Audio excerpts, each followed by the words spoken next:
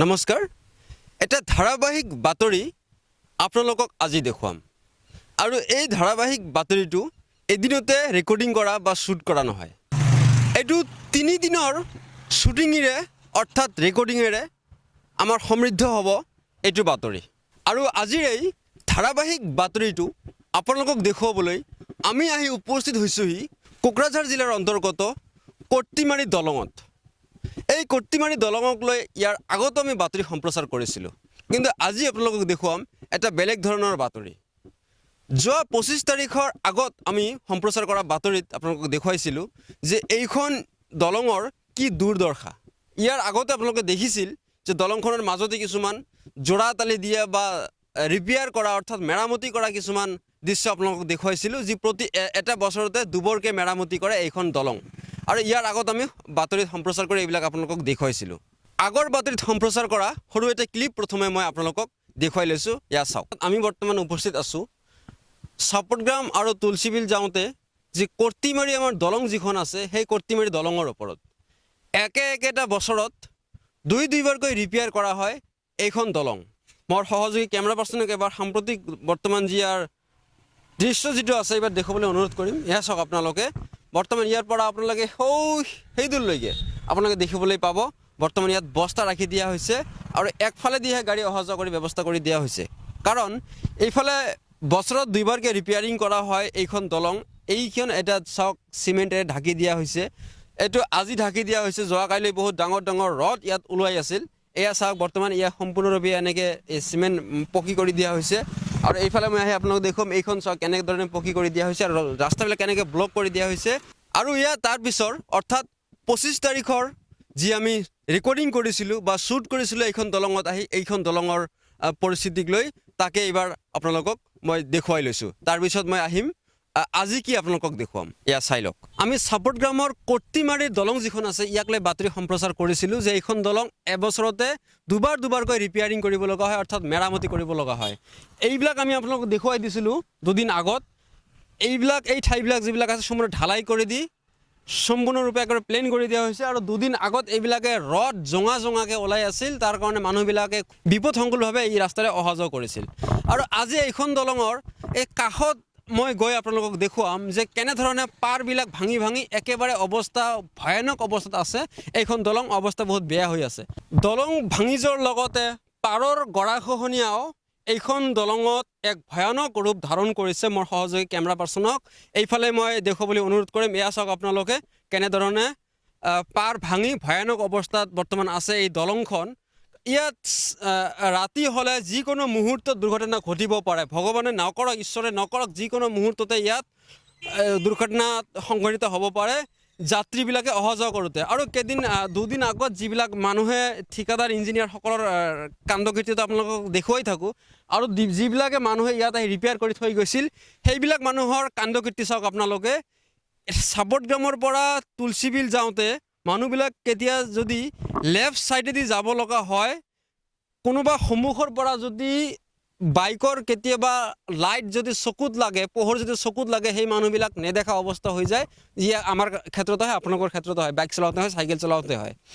চাওক সেই মানুহবিলাক যদি এইফালৰ পৰা সাপটগ্ৰামৰ পৰা তুলসীবিললৈ গৈ থাকে আৰু তুলসীবিলৰ পৰা আহি থকা সাপটগ্ৰাম ফালে গৈ থকা এখন গাড়ীৰ লাইট যদি চকুত পৰে সাপটগ্ৰামৰ পৰা এইফালে যোৱা মানুহজনক একো দেখা নাপাব এইফালে চাওক আপোনালোকে কেনেধৰণে বৰ্তমান ভয়ানক পৰিস্থিতি আছে আৰু এই মাটি যিখিনি আছে এই মাটি যিখিনি আপোনালোকে দেখিবলৈ পাইছে বালিময় মাটি এই মাটিখিনি কৰিছে কি এইটো বস্তু ঢাকি দিয়াৰ কাৰণে মানুহে যাতে এইফালেদি নাযায় সেইপিনে ওখ কৰি দিছে আৰু ওখ কৰি দিয়াৰ কাৰণে হৈছে কি পেলাই দিয়াৰ কাৰণে ওখ কৰাৰ ফলত মানুহে এইটো খাল আকৌ দেখিবলৈ নোপোৱা হৈছে এই ভয়ানক ঠাইখন আকৌ মানুহে নেদেখা হৈ গৈছে কিয়নো ইয়াত যিহেতু ওখ হৈ আছে এইখিনি মানুহ দেখা নাপায় আৰু কেতিয়াবা যদি মানুহে অলপ কম বেছি হৈ যদি এইফালে আহিব লগা হয় মানুহৰ অৱস্থা কি হৈ যাব আপোনালোকে নিজে প্ৰত্যক্ষ কৰিছে ইয়াৰ স্থানীয় এগৰাকী ব্যক্তি মোৰ লগত আছে ইয়াতে দাদা এনেকুৱা ভয়ংকৰভাৱে আপোনালোকে অহা যোৱা কৰি আছে এইখন দলঙৰ ওপৰেদি আপুনি স্থানীয় মানুহ ইয়াৰে কি ক'ব কিছুদিন আগে ৰিপেয়াৰিং কাম কৰি গৈছে এই যেটো এই যে মাটি পেলাই থৈ গৈছে কাম কৰা নাই এখন তো ঠিক আছে আৰু এগৰাকী জনাব আমাৰ লগত উপস্থিত আছে দাদা কি ক'ব এনেকুৱা আপোনালোকে একদম বিপদসংকুলভাৱে অহা যোৱা কৰি আছে এইখন দলং নহয় যোৱাৰ সময়ত বহুত মানুহৰ কষ্ট হয় আকৌ মানুহে ইয়াত পৰি গ'লে ভৰি ভাঙি যাব মানুহৰ জীৱনৰ সুৰক্ষাৰ বাবে এইটো ঠিক কৰিব লাগে কিছুদিনৰ ৰিপেয়াৰিং কাম কৰিলে কিন্তু এইখিনি কাম তেনেকৈ ৰাখি গ'লে সেইকাৰণে আমি মানে চৰকাৰৰ ওচৰত অনুৰোধ জনাই আছোঁ যে যিসকল মানুহে ৰিপেয়াৰিং কাম কৰিছে সেই সকল মানুহৰ দ্বাৰাই এইবিলাক বাকী কামখিনি যাতে কৰায়। ঠিক আছে, ধন্যবাদ জনাইছোঁ আপোনাক। আৰু এই ৰাস্তাটোৰ এনেকুৱা ভয়ানক পৰিস্থিতি দেখি আমি নিজে ওচৰে পাজৰে পৰি থকা এখন ৰঙা কাপোৰ লৈ এই ঠাইখনিত ৰঙা ঝাণ্ডা আমি থিয় কৰাই দি গৈছিলোঁ যাতে মানুহে কোনো দুৰ্ঘটনাত পতিত হ'ব লগা নহয়। আৰু আজি আমি আহি ইয়াত উপস্থিত হৈছোঁহি আপোনালোকক এইটো দৃশ্য দেখুৱাৰ বাবে। চাওক, ইয়াৰ আগতেতো আপোনালোকে দেখিলে কি পৰিস্থিতি এইখন দলঙৰ সৈতে কি ঘটি থাকে। আৰু তাৰ পিছে পিছে এইখন ঠাই যিখন আছিল এইখন ঠাই সম্পূৰ্ণৰূপে বৰ্তমান এইফালৰ পৰা যিবিলাক ভাঙি যোৱা ঢালাইৰ যিবিলাক টুকুৰা যিবিলাক আছে এই টুকুৰাবিলাক লৈ আহি সম্পূৰ্ণৰূপে বন্ধ কৰি দিয়া হৈছে। আৰু তলত কিছুমান বস্তা দিছে ইয়াতো, যদিও সেই বস্তাবিলাক সম্পূৰ্ণৰূপে নামি গৈছে, তলত এতিয়াও ফোপোলা হৈয়ে আছে। আৰু ফোপোলা হোৱাৰ কাৰণে বৰষুণৰ দিনত যেতিয়া পানী ইয়াৰ পৰা নিগৰি যাব সেই সময়ত ফোপোলাবিলাক আকৌ আগৰ নিচিনাই হৈ যাব বুলি 100% ইয়াত নিশ্চিত কোৱা যায়। কিন্তু চাওক, এইবিলাক এতিয়া যে ফোপোলাবিলাক যে ভিতৰৰ পৰা সম্পূৰ্ণৰূপে শক্তিশালী হৈ থকা নাই তাৰে প্ৰমাণ এইটো। মই সহজে কেমেৰা পাৰ্চনক মই কেইটামান এই টুকুৰা তুলি লৈছোঁ ইয়াৰ পৰা, তুলিলে মই দেখুৱাই আছোঁ আপোনালোকক। এয়া চাওক, টুকুৰাবিলাক এতিয়া তোলাৰ লগে লগে এই ফোপোলা আপুনি যিমান দূৰ তললৈ যাব সিমান দূৰে আপোনালোকে দেখিবলৈ পাব। চাওক, কেমেৰাটো অলপ দূৰৰ পৰা ধৰি ভালকৈ দেখাই দিবা। এয়া চাওক, মই এইবিলাক তুলি লৈ অলপ দেখাই দিছোঁ। এয়া চাওক বস্তুখিনি কেনেধৰণে হৈ আছে। এয়া চাওক বস্তুখিনি আপোনালোকে, মই এগিলা আগৰ ভিতৰত সোমাই দিম এইবিলাক বস্তু আপোনালোকে দেখুৱাৰ কাৰণে জাষ্ট বস্তুখিনি মই দেখুৱাই আছোঁ। এয়া চাওক, যিমান দূৰ ভিতৰলৈ আপোনালোকে যায় এইবিলাকে দেখিবলৈ পাব। এয়া চাওক আপোনালোকে, চাওক আপোনালোকে এবাৰ এই টুকুৰাবিলাক আকৌ থাকিবই কিমান দিন ইয়াতে। এয়া চাওক আপোনালোকৰ কাণ্ডকীৰ্তি। আৰু এনেকৈ চলি আছে আমাৰ চৰকাৰী বিভাগবিলাক, চৰকাৰী বিভাগীয় কৰ্তৃপক্ষৰ কাণ্ডকীৰ্তি। আৰু ইঞ্জিনিয়াৰসকলৰ কাণ্ডকীৰ্তিটো আমি সঘনে আপোনালোকক দেখুৱাই আছোঁ। আৰু ঠিকাদাৰসকলৰ মইমতলিত হৈ যোৱা কামবিলাকৰ পৰিণতি আমাৰ কেমেৰাৰ সন্মুখত লৈ আহি আমি আপোনালোকক দেখুৱাই আছোঁ। কি ক'ব